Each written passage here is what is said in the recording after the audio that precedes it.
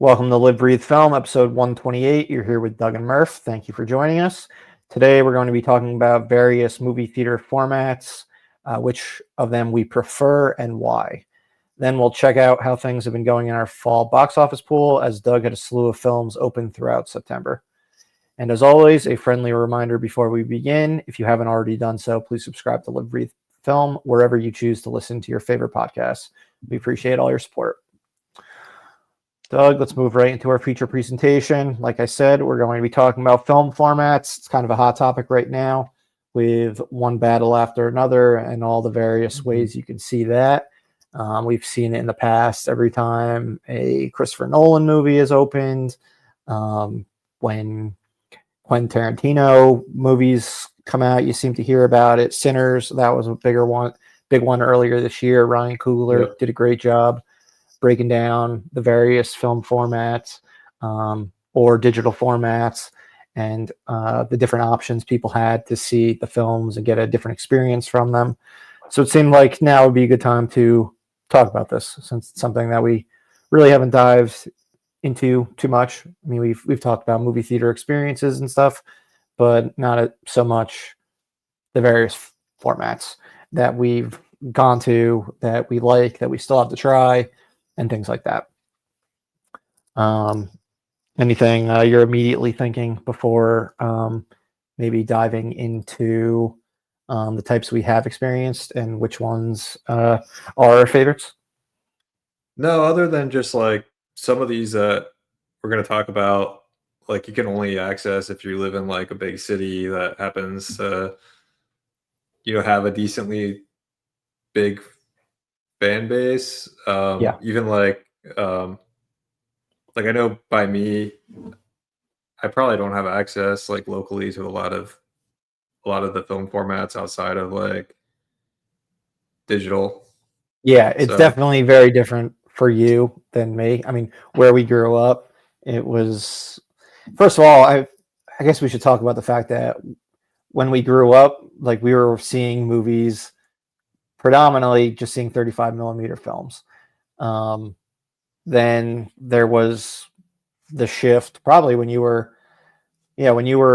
moved down to Florida, where the options are more limited, as you said, but they limited the options seemingly everywhere and just switched to the DCP format of digital film. And I don't know why we didn't really talk about it as much, like when we were younger, when that transition happened, since it was such a major transition to go from watching films on film to then just seeing things digitally. And you'd only hear like so many people fighting for the film format at that point in time that didn't, for whatever reason, didn't go over. It's kind of funny. It's kind of like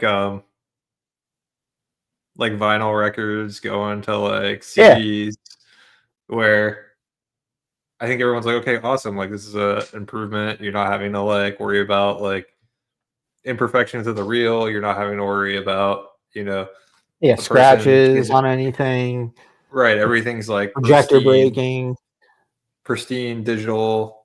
It's like a file that they just hit play on and it projects onto the screen. So, it's like vinyl to CD, VHS to DVD. Something like that. And it seems like the pushback on that probably wasn't happening as much then as it is now. I mean, like now there is kind of people that are like, oh, well, I like the way that vinyl records sound. And so vinyl's kind of had a resurrection. And I think film maybe, although not as big, it seems like, but film seems to have like, oh, I want to see this on actual film. Like there seems to be that pushback going on right now.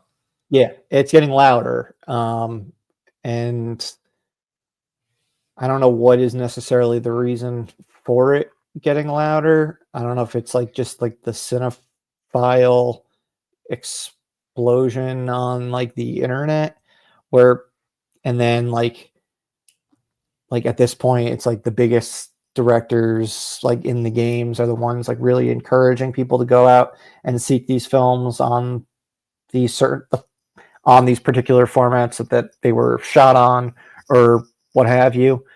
But it's much different than how the conversation was around 2009, 2010, 11, 12, when everything Yeah. was changing to digital. And I mean, a major reason why they changed to digital was everyone prepping to be able to show Avatar. 3D, and that 3D boom played a huge part in film falling by the wayside and digital taking over. Thanks, James Cameron.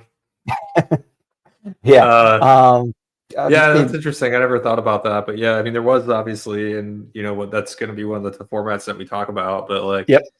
there was obviously that huge push to 3D. I mean, we even there was like a year or two where they were selling 3D televisions. Yeah. Like the 3D Man, craze that's was like that's wild to even think that was a thing at one point. 3D televisions. You had Nintendo had like the 3D Yeah, Nintendo handheld. 3DS. So there was this time period, and then like every movie was coming out in the 3D format. It seemed like so. Yeah, I mean, there was that time period where just like Avatar like got everyone to think that 3D was going to be the next thing that we moved to, like the next progression in cinema. Yeah. Hasn't necessarily played out that way, but No, and now film has sort of become like a premium type of experience. Like you've got all like the premium formats, whether it be IMAX, Dolby, 4DX, D-Box chairs, ScreenX, RPX, Prime. I'm just XD, just throwing out all the various ones I can think of off the top of my head. But like now, if like you want to see something in film, you're paying an upcharge for it. Similar or 3D.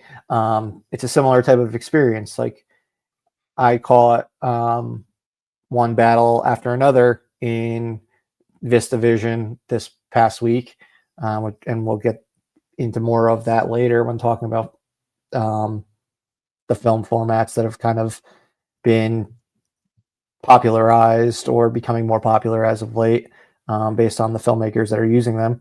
And it was a $30 ticket to see that. It was in, I guess, it was in the Regal RPX, which is like their premium thing. But I think it had more to seem like, from what I was reading on Reddit, the price had more to do with the fact that it was in the VistaVision format than necessarily that it was just in their branded premium large format screen, which is nowhere near as big a premium large format screen as like an IMAX, a legitimate IMAX, or even like a LIMAX. So yeah. No, I mean, I think that also could also have something to do with what we've talked about before too, is just like movie theaters need to figure out things to get people to come out and see their movie and not wait to see it at home. And so I can't watch a film projected. I mean, I can, but it's a lot more difficult to set up and get like film and project it onto a wall. Actually, I don't know if I really can do that. I don't know how you acquire film.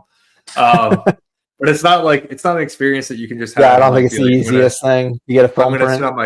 I'm gonna sit on my couch and hit play, and it's gonna be a similar enough experience to the theater where if there's film, it's like it's much harder to get that specific experience at home. And so I think maybe that had something to do with it too, of just like if you're looking for a differentiator, that's something that is different at least than just what I have at my house, even though because with surround sound and with a 4K Blu-ray and stuff, it was getting to the point where you are seeing a higher quality like version of a film like just in your living room than if you're just going to see a digital projection of something at your local theater. Obviously there are pros and cons to each of those situations. Like seeing something on a big screen, pro. dealing with people talking around you con. Yeah, like the movie etiquette, like people with bad movie etiquette, which is not an uncommon thing if you go to the movie theater a lot. Yeah. Is a con. Getting off your couch, having to drive somewhere, all cons. Not being able to hit pause if you go to the if you want to go to the bathroom, Mm-hmm. also a con. But you know, if you have a good audience, you can't replicate that in your house. So that's And obviously a I feel you're likely going to get a better audience at a movie theater that's playing something on film because people are going out to seek it, particularly because yeah. it's on film, because they can't get that experience at home or even at most movie theaters. Because, like you said, it's just not accessible. Where you are, I don't know where the nearest theater is that plays film by you. For me in New Jersey, it seems like we caught the Hateful Eight in 70 millimeter at a movie theater only like 20 minutes from us in New Jersey. Um, and I've been able to catch some of the Christopher Nolan movies in 70 millimeter at that same theater. But a lot of other ones that play on 35 millimeter or 70 millimeter, they don't play at that local AMC. You have to go into New York City in order to see anything on film. So, yeah, accessibility is just one of the most important aspects to when it comes to that particular format. So you and I are both AMC moviegoers for the most part. We're both on a list. What are the formats you tend to, or what? I guess you can run through all the formats you have seen in your area. So the ones that are accessible are the standard digital IMAX, but like IMAX, Mm-hmm. um, Dolby, 3D, and I have seen like 4DX, like those types of formats, but I haven't actually gone to any. So I mean, I guess the one that I mean, let's start, I guess, with IMAX, right? It's the king. That's the king of movie formats, I guess, or Yeah, probably the one of the most accessible, although true IMAX not quite not anywhere very near as accessible accessible. anymore. Um, but IMAX is a format which tends to be a larger movie screen, just not the ginormous ones that you'll see in like the true IMAX, and not as the true IMAX is like a longer screen, right? It seems like It's thought a lot taller. feels a lot like it feels a lot taller than wide than a lot of the IMAXs are still fairly wide. Yeah, I mean they're retrofitting like in some just like straight up normal auditorium. I mean for most part just retrofitting normal auditoriums and putting in an IMAX screen Yeah, or projector. I mean I believe they are required to put the biggest screen to use the IMAX name. It has to be the biggest screen in or the biggest auditorium in the movie theater. Um, but which I mean if you don't have a lot of big screens, it's yeah, like exactly. Like I've been in some that are really weak. Like they'll right. look no bigger than a normal, like just seeing a normal auditorium at another movie theater. Yeah, so um I the Limax I think it's a pretty good experience. But it's definitely not the same experience as going to like the true IMAX, or like the especially for certain movies. So um movies I've seen recently in the Limax format, or there's been a decent amount this summer. I mean, Sinners, F1, um, One Battle After Another, Avatar: Way of Water, which is IMAX and 3D, which we could talk separately about 3D. Um, there's Jaws. I think was IMAX 3D. I think. Wait, you saw Jaws? Yeah. Oh, Was that not you IMAX? didn't. No, you didn't even tell me you saw it. I thought I told you. If you saw it in 3D, oh wait, yes, you did tell me. 3D was not in IMAX. Okay. So not that one.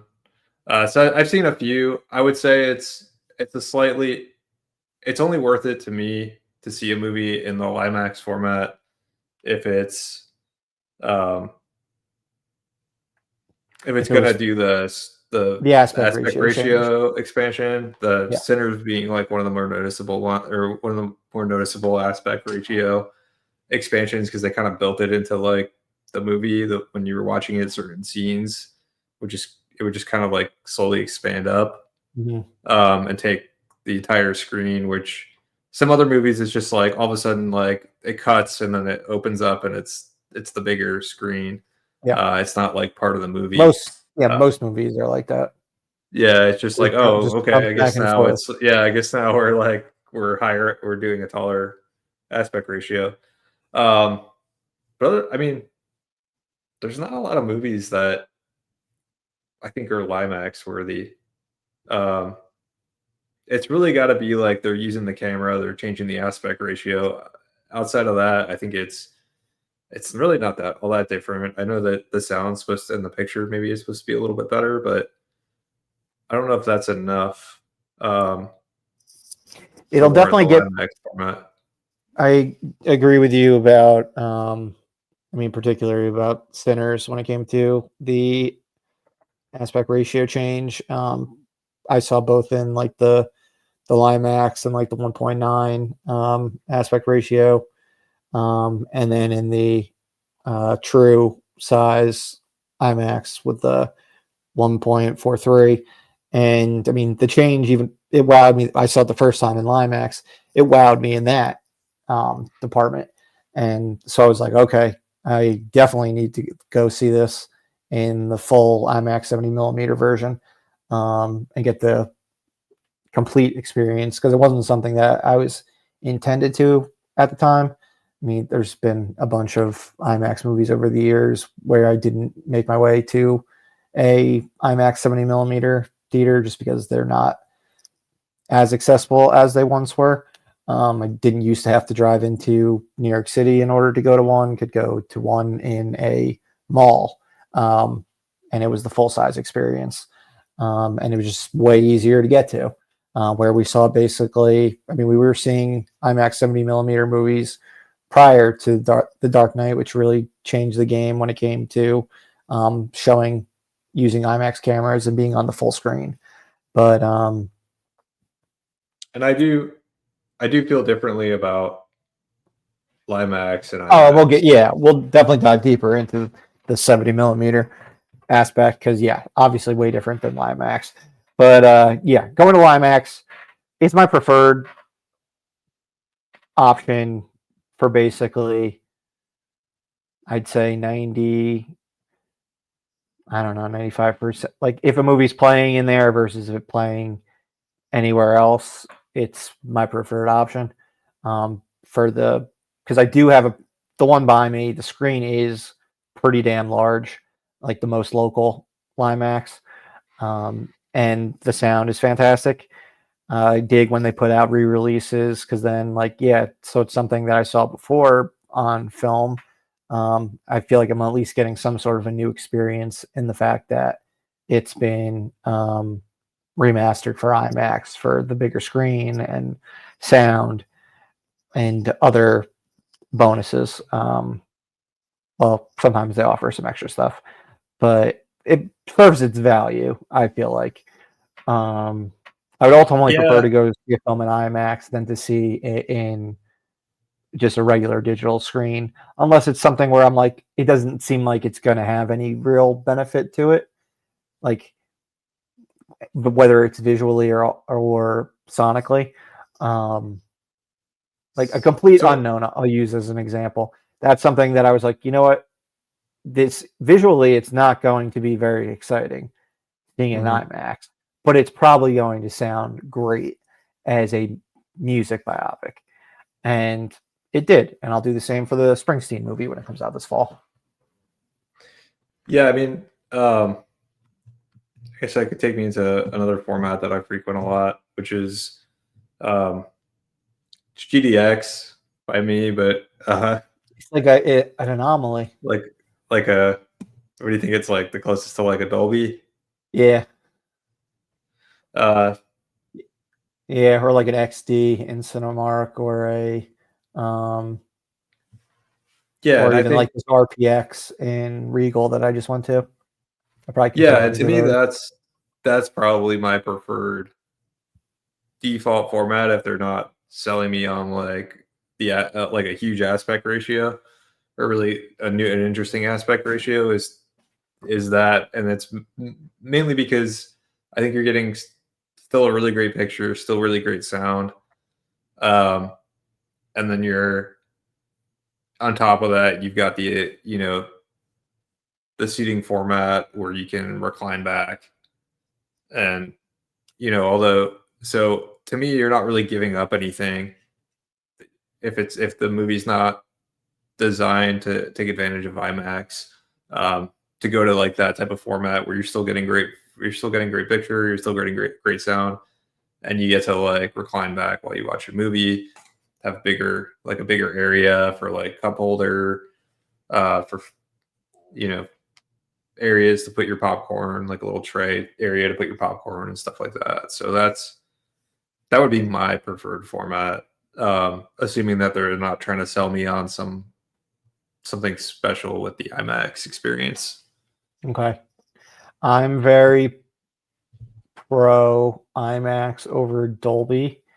Um, for a lot of basically every pro you had for Dolby.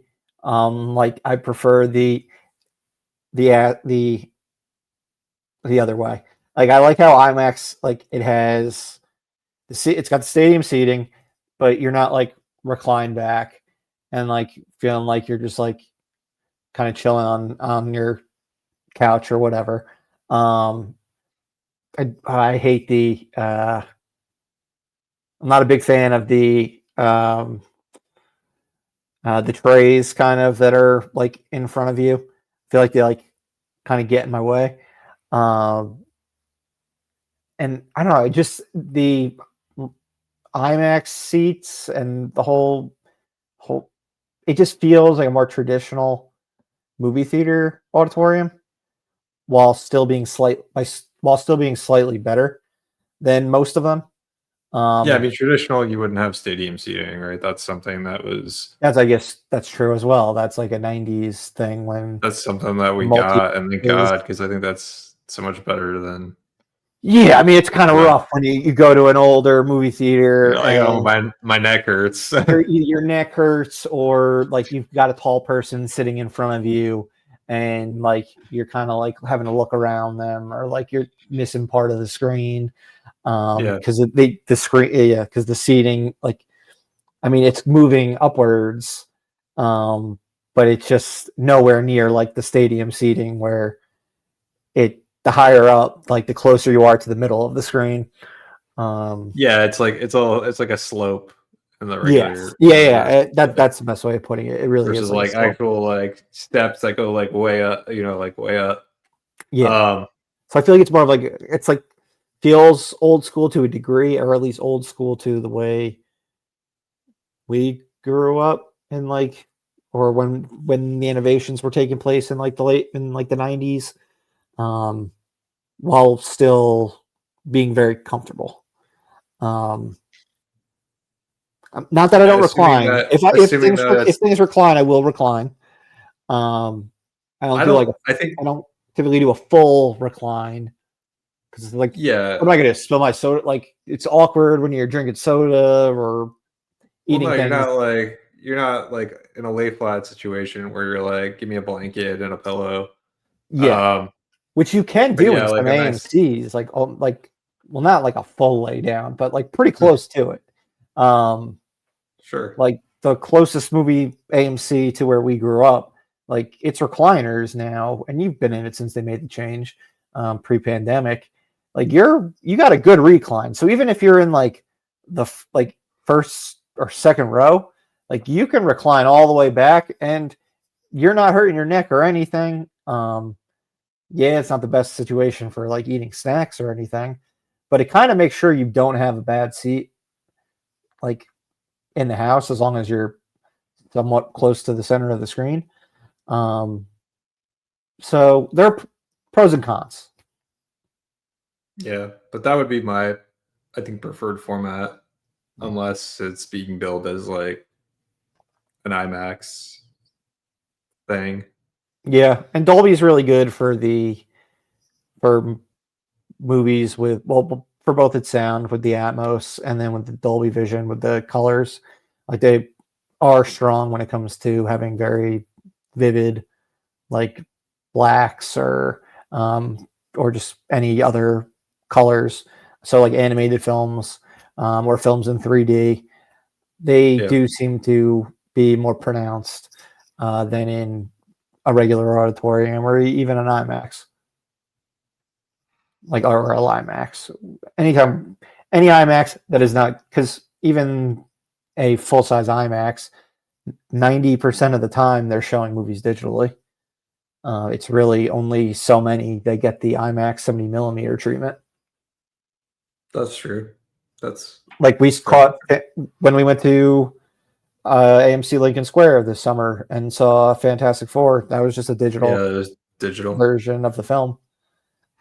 Yes, it expands to the full size at times, but it's not a 70 millimeter print. The only movies that played there this year in 70 millimeter have been the re-release of Oppenheimer, um, Sinners, and One Battle After Another, if I'm not mistaken. Was Interstellar this year or was that last year? It was the end of last year. So over the past year, that it would also include um, Interstellar's re-release and Joker Folie à Deux, which came out basically exactly this point last year. So it's really, I mean, it's Warner Brothers really kind of leading the charge for the most part.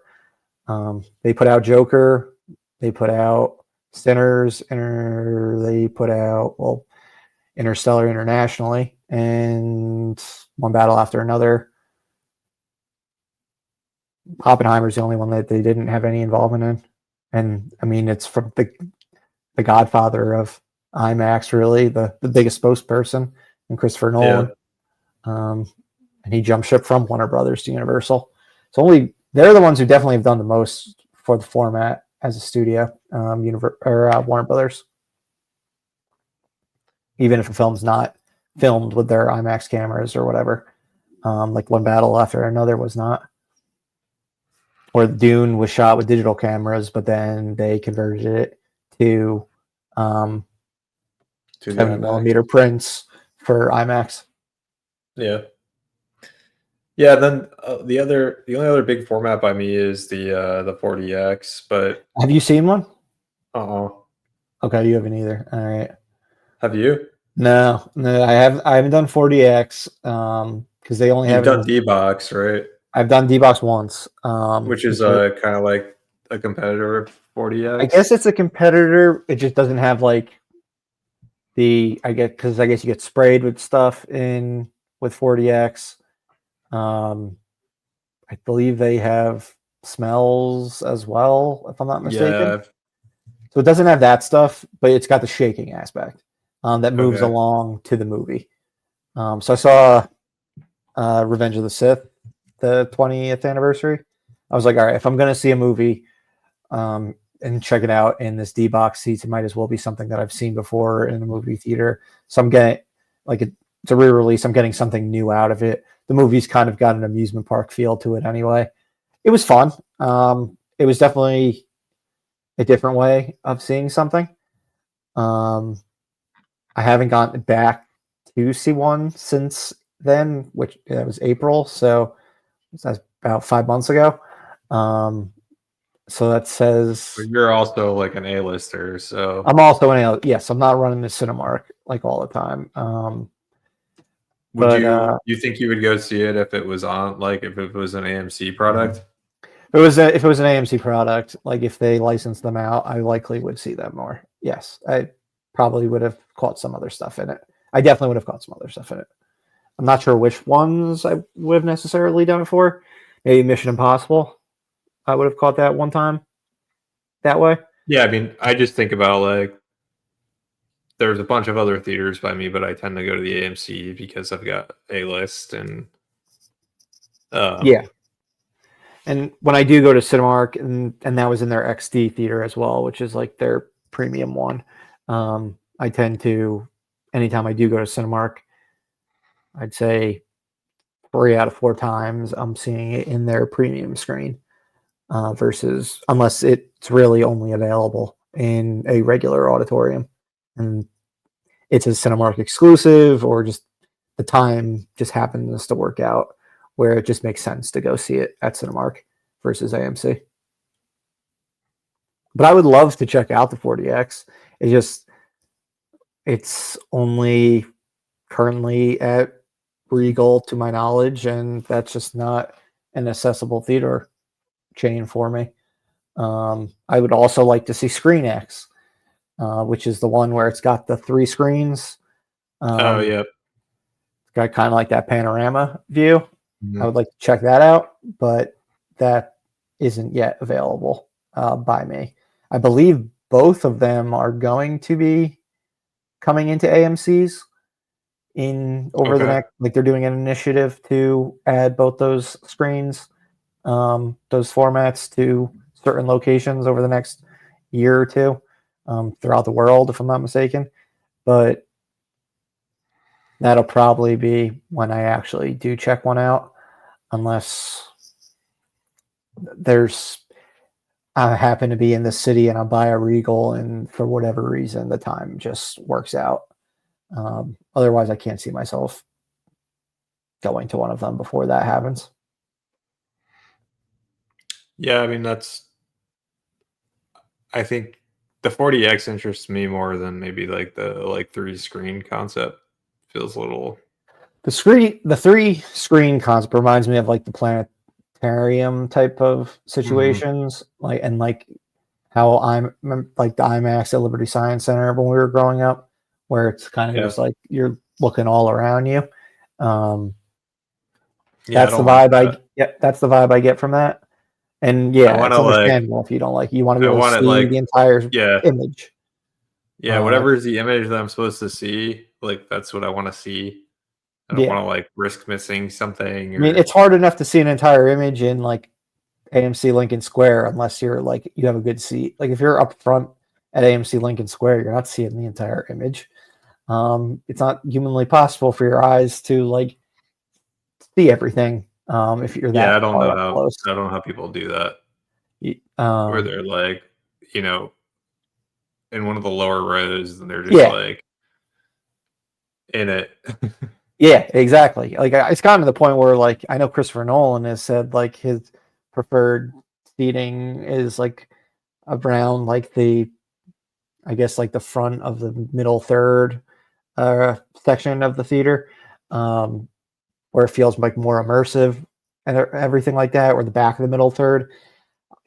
I kind of prefer to be when it's in a full size IMAX screen, being all the way in the back, and I'm like the entire movie is playing in front of me. Whether the screen it's doing the aspect ratio is only covering so much of the screen or all of the screen, I think you're getting a better view. You're kind of, the top feels like you're at the middle of the screen. So it's like, it feels like it's the best view from it, like to be watching the film. Because I prefer not to be looking up at a movie. I prefer not to be looking down at a movie anytime I'm in an auditorium. I like to be in the center and let my eyes do the rest of the work. Yeah, I don't disagree with that. So, I mean, that's. Oh, go ahead. No, you go. I was just gonna say that's the. I mean, those are the main digital formats. Yeah, then I guess 3D was going to be where it would pivot to next. Yeah, then 3D is this format that, like we kind of talked about it, like was really popular. Then it seemed like it kind of dropped off the face of the planet a little bit, and now it's kind of like It's And that's been the this history of year. 3D. It's been the history of 3D. Like it's started out as like a gimmick, like one of these ways to fight television, and then it seemed to come back for a bit in like the 80s. You had like Jaws 3D, Friday the 13th Part 3D. Um, then it fell off again, and then you got the good glasses in like the late 2000s, and like Real D became a real popular option. No pun intended. Along with just IMAX 3D and all the other various ways you can watch a film in 3D. But yeah, it was huge for like, what would you say, maybe 3 years? Like every movie, 3 to 5 years, every movie had 3D availability. And then it Yeah, sort of just, post Avatar. yeah, post Avatar. Like it was starting to build up in the like earlier that year where they were getting people accustomed to things in IMAX in 3D. But then the amount of showings you would see in 3D or just movies being shown in 3D in general just waned throughout the rest of the decade of the 2010s. But it's height. It almost felt like it was hard to not It was see 3D. it was inconvenient. Yeah. Like it'd be like they put it at the best show times in like the best auditoriums, and it was like I don't want to see a movie in 3D because what makes you want to see a movie in 3D? I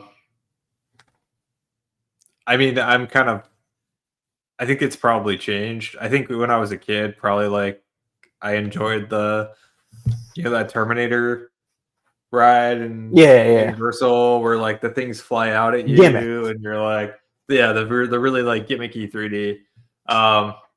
Whereas I think that's kind of what I always associated 3D with, and then I think Avatar was kind of like the game changer on that for me, where it's more of it's just a way to provide dimension, and they're not like gimmicky trying to make this thing feel like it's flying by your face or popping out at you. And so now I think when I'm trying to see 3D, I want it to be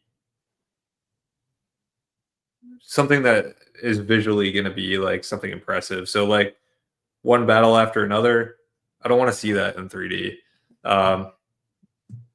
Paul Thomas Anderson wouldn't want you to see it in 3D either.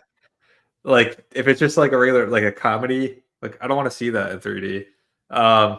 It's got to be Two exceptions to the rule for that for me okay. were Jackass 3D and a Harold and Kumar 3D Christmas. They leaned in on the gimmick, and it worked for me. Those are the only two comedies, and they were natively shot in 3D.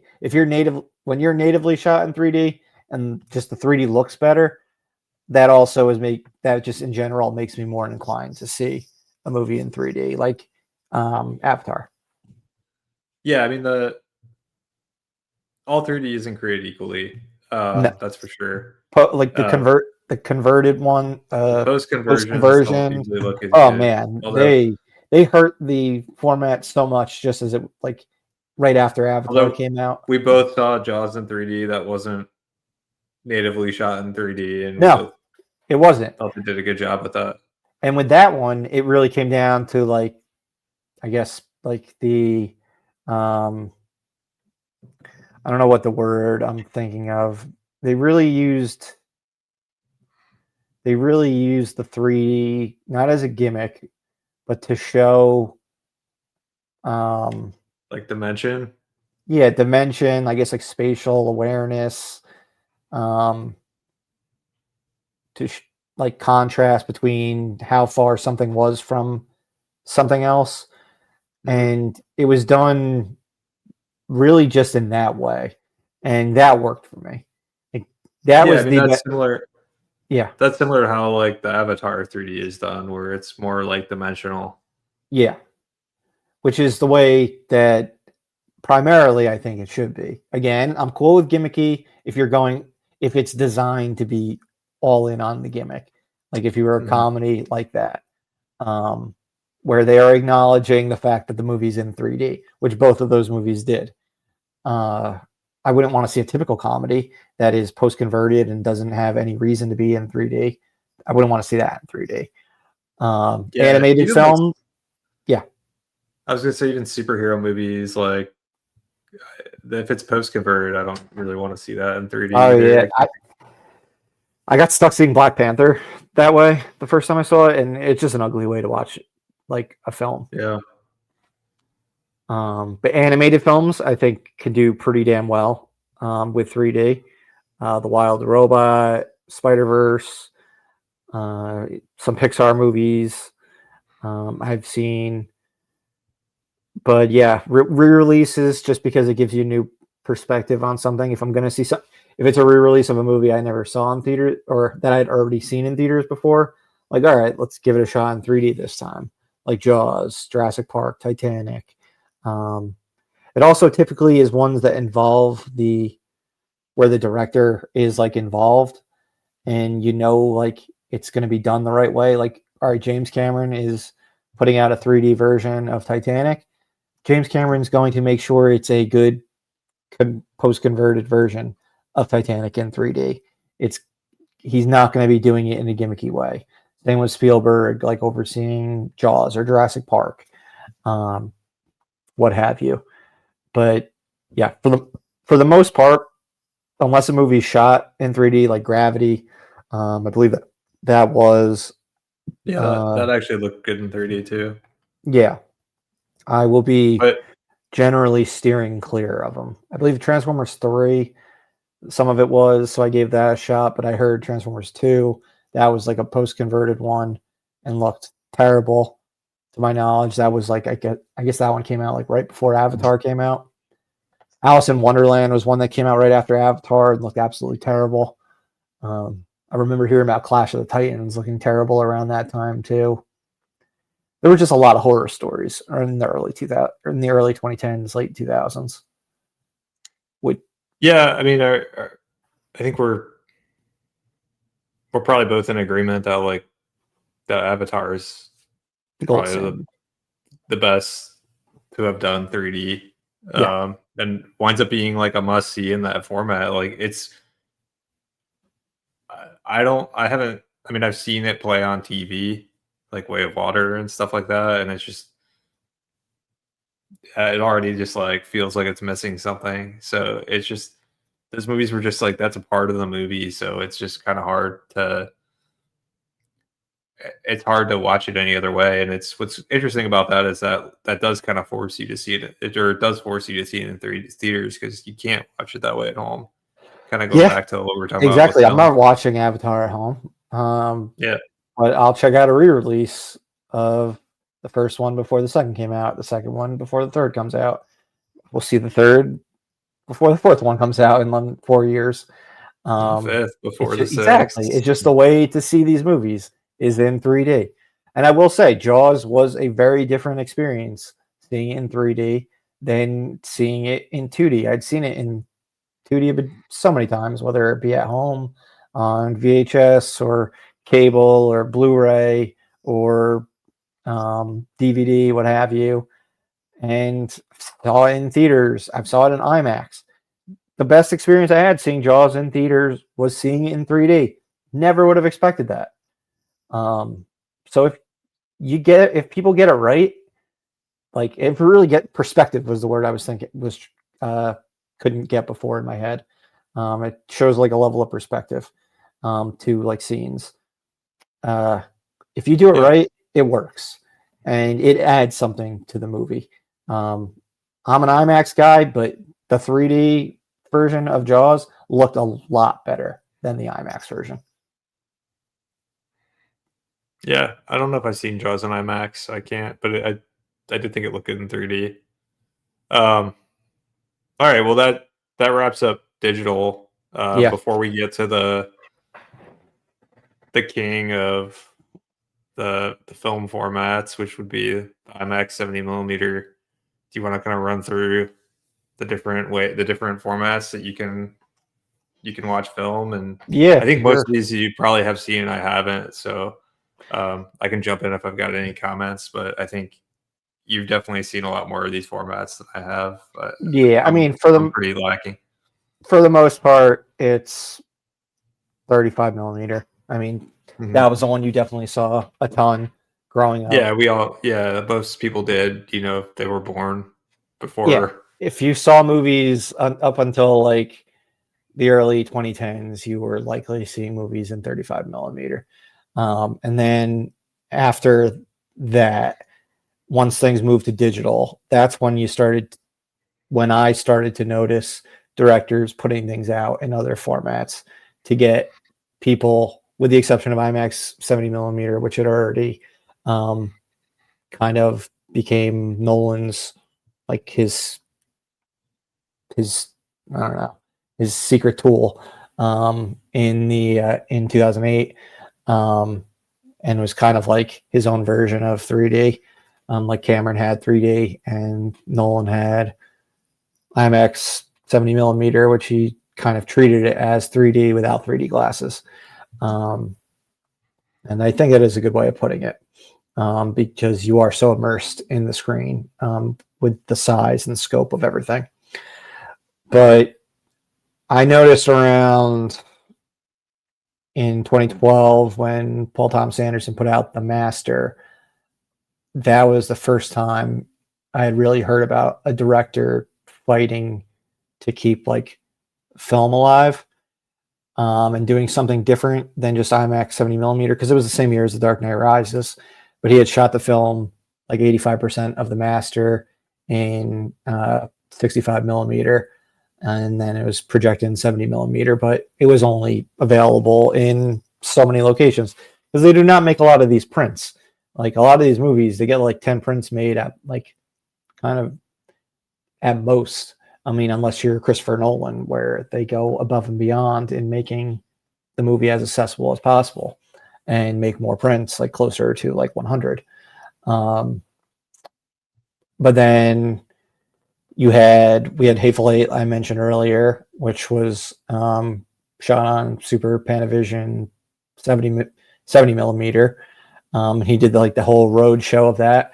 And yeah, we saw that. I remember, I think it was like smaller, right? Like it was like longer. It's longer. It's like and like widescreen. yeah, but it was like Uh, super widescreen is kind of how I thought I remembered it. and that is very much how Sinners was.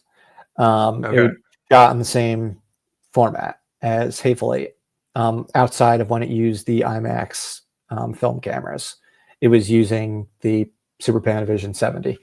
And I believe Sinners was the first movie to use those two film formats. So Okay. he made history with that one. It's have you watched it on like at home?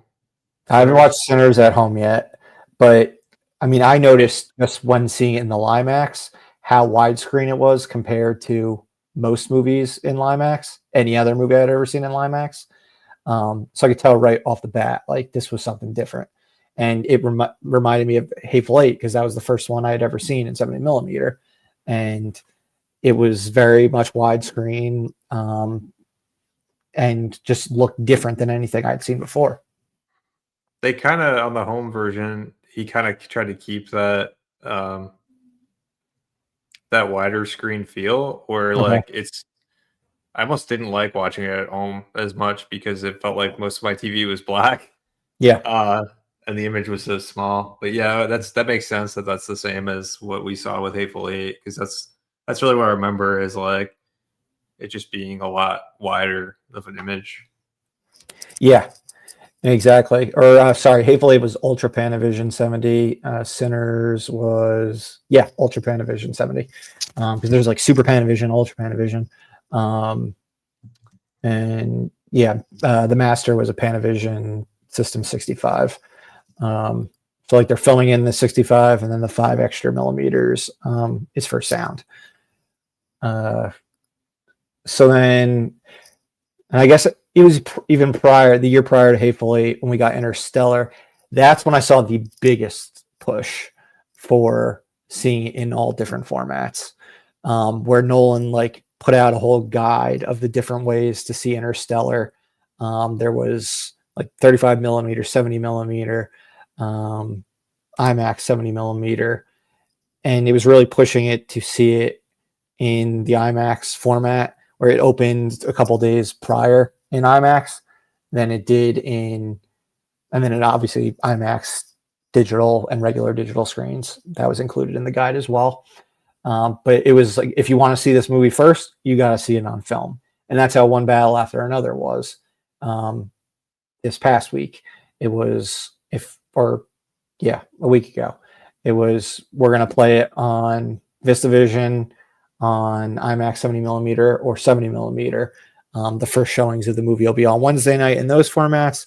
And then the early previews will open everywhere on Thursday. But yeah, Interstellar was the one where it was like, okay, they're making a big deal about like seeing it on IMAX 70 millimeter. I guess Mission Impossible Ghost Protocol they had done an earlier release where if you wanted to see it, I think it was like a week prior, around the holiday season, you could only see it in IMAX 70 millimeter screens. And that was a big deal because you also got the Dark Knight Rises prologue. But yeah, I'm trying to think of other ones. Hateful Eight had the road show where we got the booklet and everything. The program, we got the program. It had the orchestra, music going before the movie. It had an intermission and everything like that. So that was its own unique take. One Battle After Another has VistaVision, which is kind of like a predator. It hasn't been around since the 60s, and the Brutalist shot with VistaVision cameras. And now One Battle After Another did, but is projecting with VistaVision projectors. There's only 4 in the country, or 4 in the world that are showing it that way. And that one it feels like a mini IMAX 70 millimeter is like probably the best way I would describe it, because it goes through the camera the same way as IMAX 70 millimeter does, where it rolls through the camera horizontally, the film, versus a typical projector, which is going through vertically. So IMAX 70 millimeter kind of copped that, and just made the tech better and larger. But the aspect ratio is even bigger in VistaVision. So like when I saw it on IMAX 70 millimeter, while they were able to get the aspect ratio to show on the full screen the entire time because they used VistaVision cameras, which made it the first movie to ever do that, it was actually like still a blown up version of the original film. Or actually, no, sorry, it's not blown up. Well, it's technically blown up, but it also had to be sized down at the same time. So it's like grainier on IMAX 70 millimeter because there's just more brightness and everything like that. The most crystal clear version to see it would be on VistaVision, since that's the way it was filmed. Getting into the nitty gritty. But yeah, next year with the Odyssey, it's going to be very exciting to see the first movie ever shot fully with IMAX 70 millimeter cameras. Since we haven't gotten that yet. I mean, it seems like with Nolan, each time he does something different, whether it's shooting more footage in IMAX, whether it's making black and white part of IMAX cameras. But his next one will be fully on film, or fully shot with IMAX cameras. And that's going to be the hot ticket. Like everyone's going to want to see it in that format. Yeah. I mean, I kind of said it a little bit earlier, but IMAX 70 millimeter. I mean, to me, that's like the King Kong of movie formats. Like that's the format to see a movie in if it was filmed in 70 millimeter. Like it's hard to beat that experience, and it does kind of in some cases have that immersive feeling that 3D tries to give you. I mean, just Dark Knight's the one I always think about. Yeah, it's like the one that changed the game. And even when we saw I Am Legend, I mean, we saw it the same weekend. We didn't see it together, but it had the Dark Knight prologue, and right then and there, seeing that opening scene of the movie on the entire screen, it was just like, holy shit, because we had seen a bunch of movies there like previously in IMAX that didn't fill up the full screen, and it's still incredibly impressive. But the entire like that 6 minute sequence on the full screen, It's hard to beat that. Yeah, I mean I that's don't think like when it'll ever be beaten, just and because when I like think about like 70 millimeter experiences, like the height that they can make you feel with from like starting off at the top of the building with the bank robber yeah.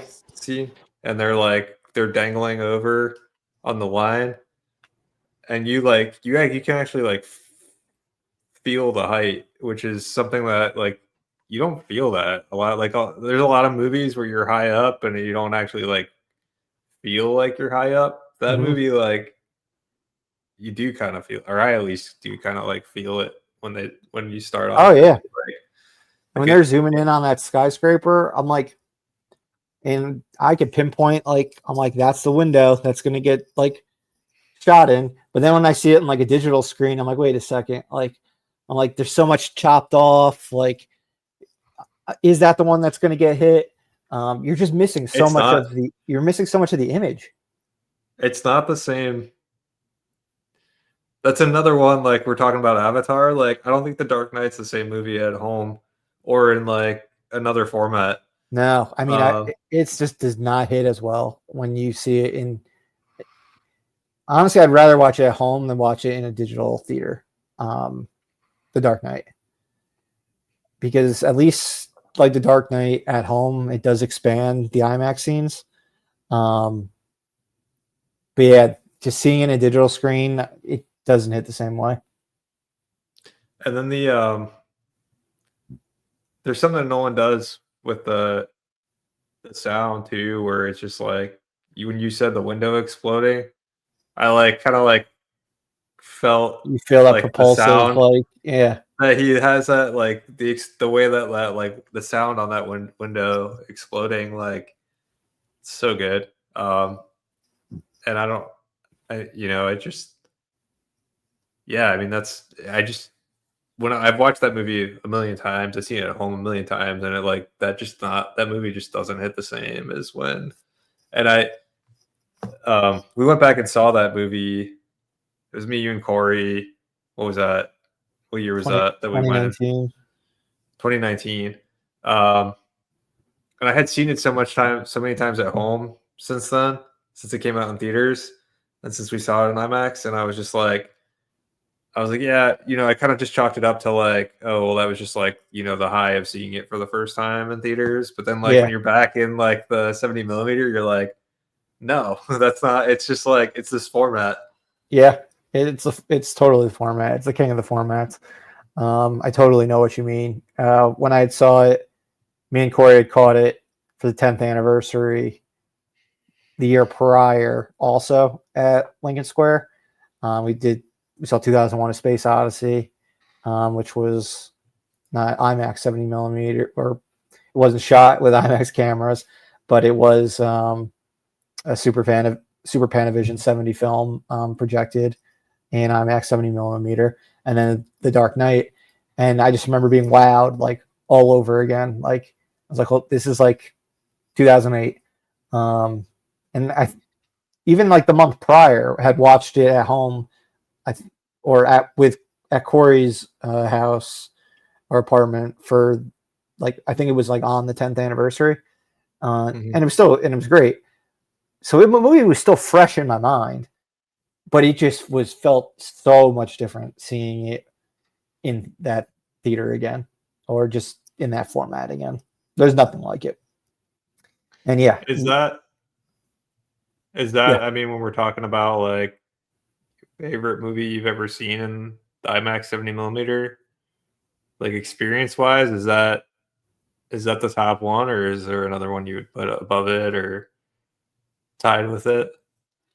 I I probably would put it at number one. Um, I saw you squinting. Like, what's giving it? Is it more Nolan movies? Is it like Oppenheimer More or? Nolan movies. It's like Interstellar, Oppenheimer, um,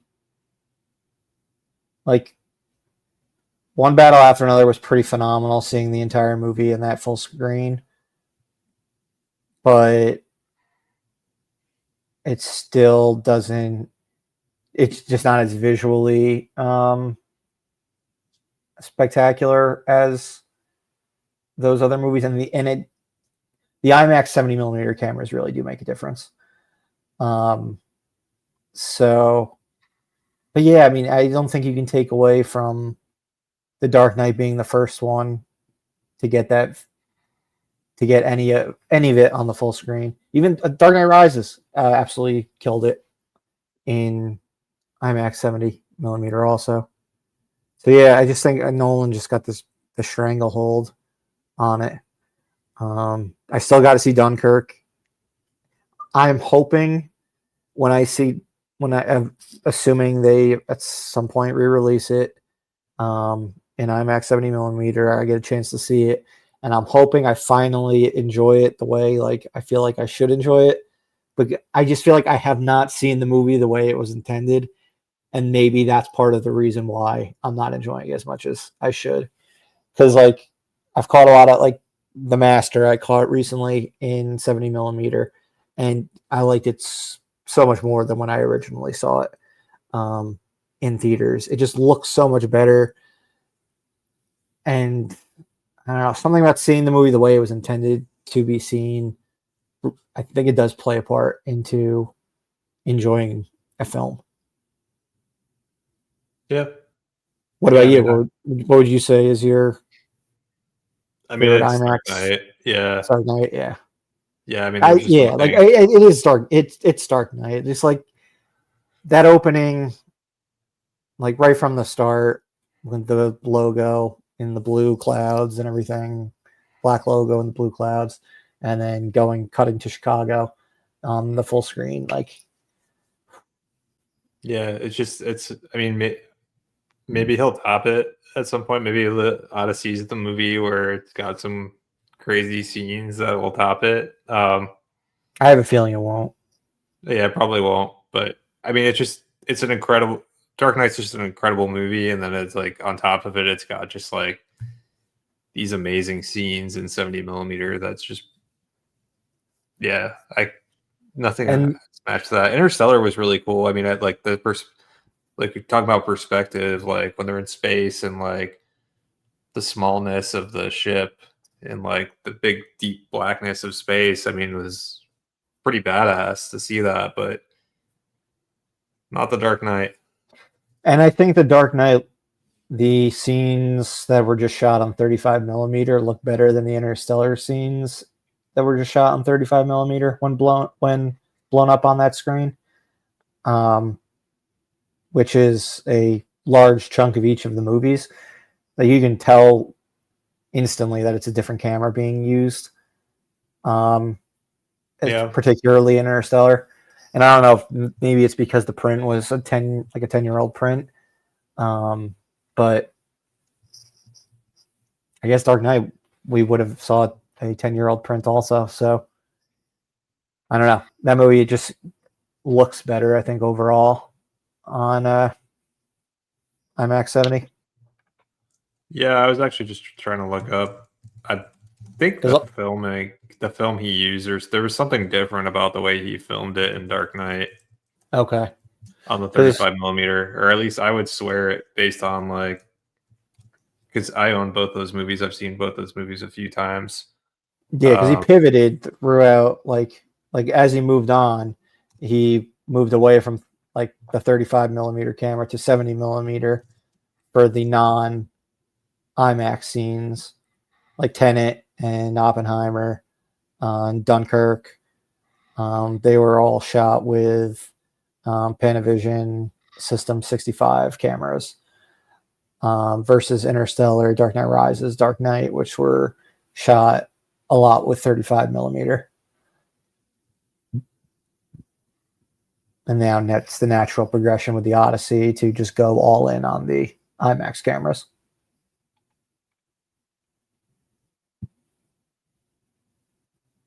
yeah, I mean, saying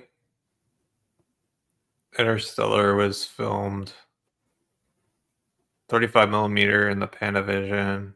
anamorphic format. Mm-hmm. Doesn't really tell us anything though. I Yeah, don't like know. It I just believe Interstellar was the last movie that he filmed with 35 millimeter cameras. yeah. Yeah, I mean Christopher Nolan, we haven't really talked about it here, but we've talked about it elsewhere. I mean, he created a lot of the technology or a lot of the cameras that are being used Yeah, to he film. requested I want these things done. Can you make Yeah, I I mean, challenge you to make it happen.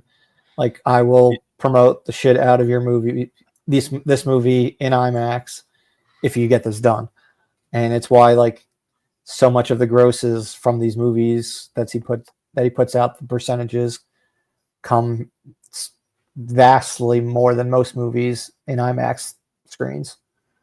yeah, I mean, it's not just that he picked up these cameras and started using it and promoting the format. It's like he partnered with IMAX to develop technology to make it feasible to film something other than like nature documentaries Exactly. with Because these that's how I IMAX first cameras. saw IMAX movies. We're seeing stuff like that. Yeah, I mean that's how we typically had seen IMAX stuff before that, like true IMAX. It's like space and nature at the museum, or Yeah. at like you know like or it wasn't really feature films weren't typically shot on these cameras because they're big, they're noisy, um, they're just not conducive. And Nolan's partnered with IMAX to push them to make the cameras something that a film can actually be used on a big set.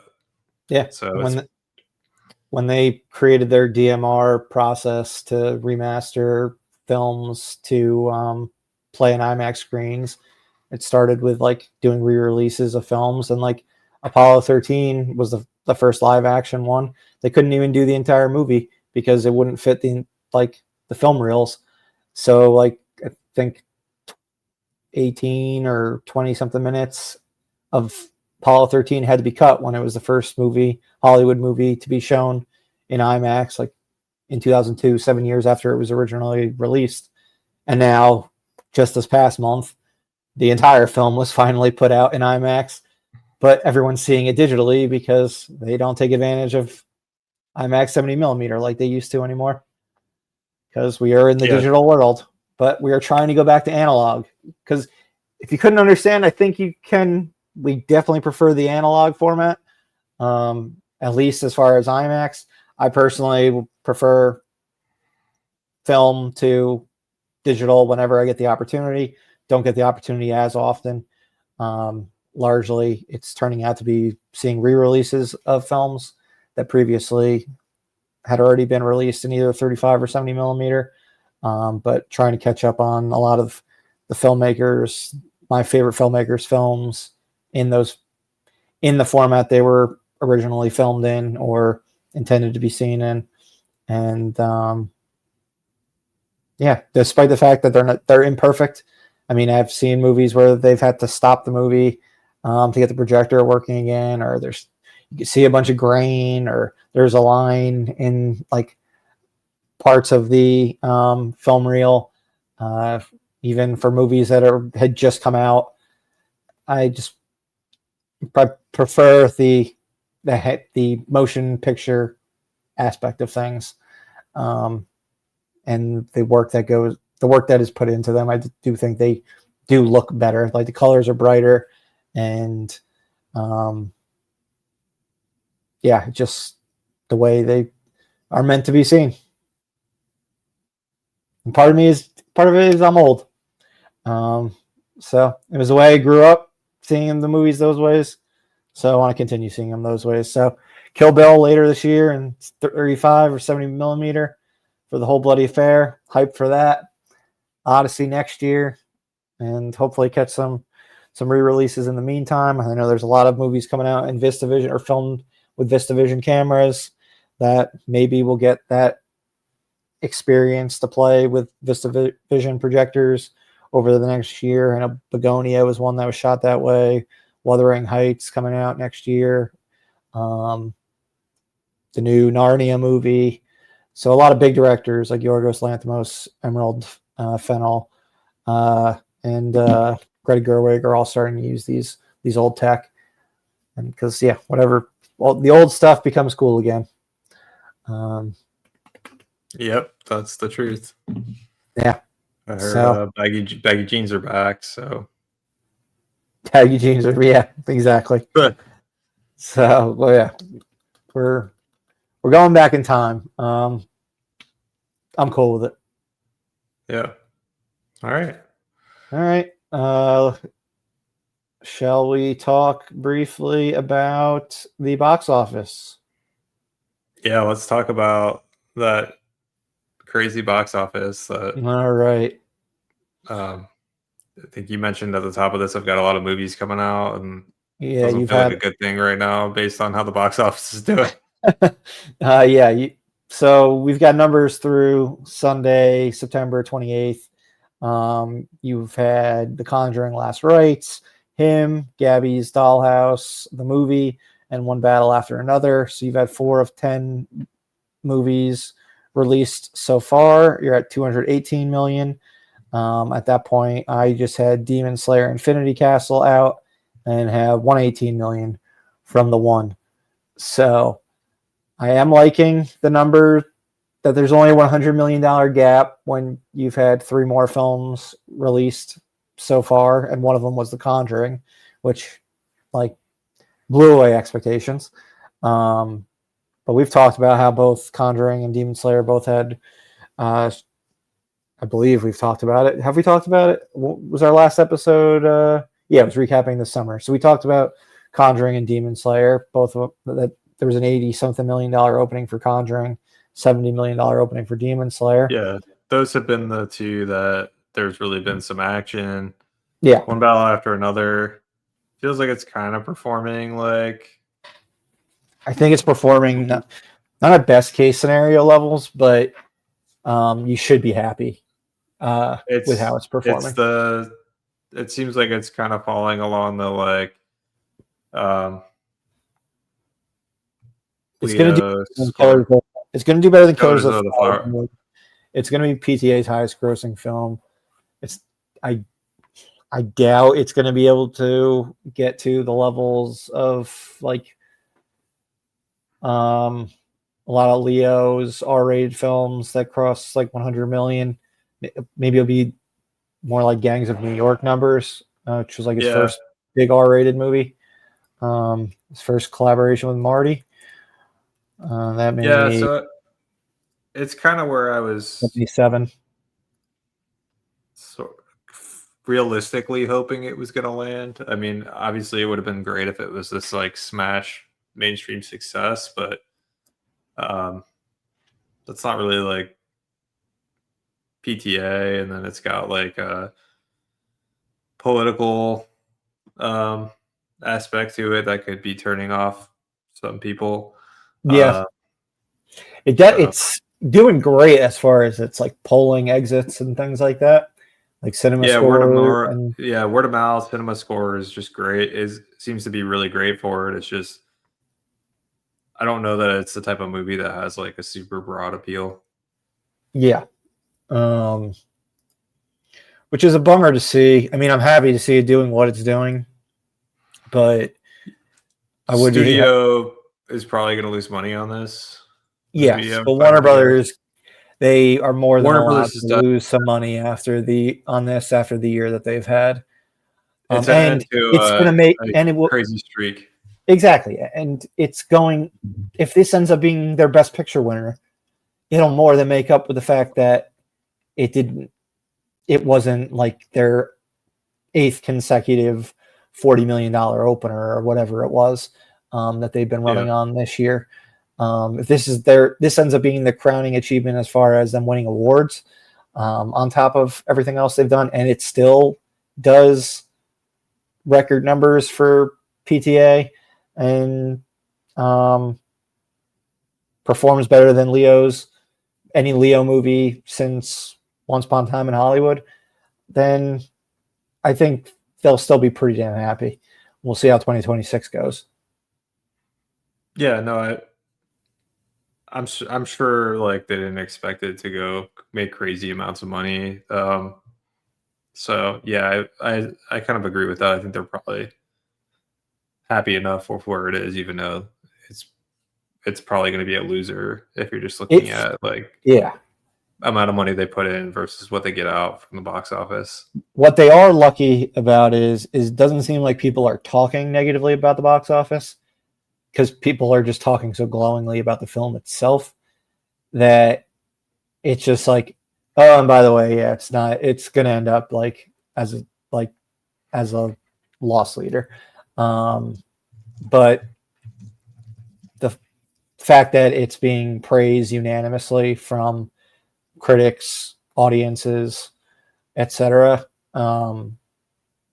It seems like that is the win, and that the fact that it's still doing pretty good, despite being in an R-rated political, 2 hour and 40 something minute movie aimed primarily for cinephiles, even though it's more accessible than most PTA Yeah. movies.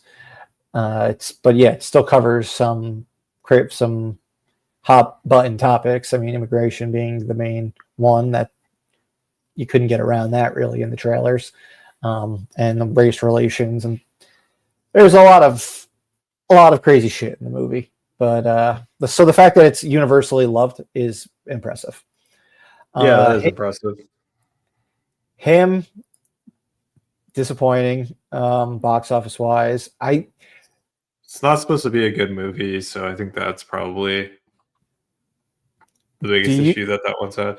do you think Jordan Peele is hurting the Jordan Peele brand is being hurt by these movies that are coming out where his name is front and center and he's not the director of them, and they're I think people know like whether or not he's actually made it or not. I hope they do, because it seems like most things that he produces don't seem to pan out.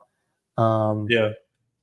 and it kind of worries me for when his next film comes out and people are comparing it to movies like him, being like, oh, well, I was disappointed by him and blah, blah, blah, blah, I don't hear blah. a lot of people like talk about that movie like it's a Jordan Peele movie. So Okay.